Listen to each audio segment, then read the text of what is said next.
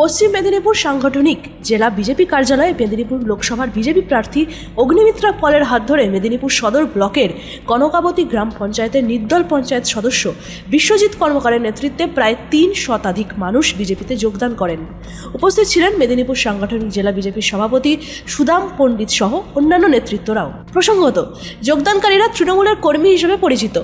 গত পঞ্চায়েত নির্বাচনে তৃণমূলের তরফে টিকিট না পাওয়ায় নির্দল হিসেবে প্রতিদ্বন্দ্বিতা করে কনকাবতী গ্রাম পঞ্চায়েতে জয়ী হন বিশ্বজিৎ কর্মকার সহ ৫ জন নির্দল সদস্য। পরে তাদের তৃণমূল থেকে বহিষ্কার করা হয়।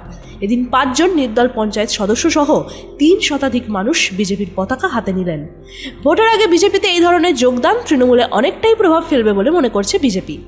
অন্যদিকে এই নিয়ে মেদিনীপুর সাংগঠনিক জেলা তৃণমূল সভাপতি সুজয় হাজরা বলেন, তৃণমূলের উচ্ছিষ্ট ছাড়া বঙ্গ বিজেপি অচল।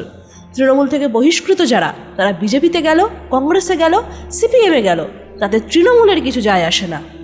এদের ছাড়াই 4টি অঞ্চলে তৃণমূল ভালো ফল করবে।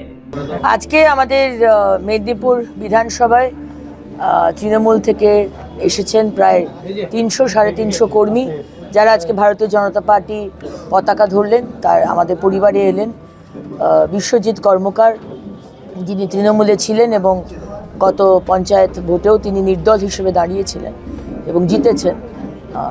তার নেতৃত্বে আজকে এই জয়েনিংটা হলো। তৃণমূলের উচ্ছিষ্ট ছাড়া বিজেপি পশ্চিমবাংলায় অচল। একটাই কথা, তৃণমূলের উচ্ছিষ্ট ভোগী ছাড়া আজকে বঙ্গ বিজেপি অচল।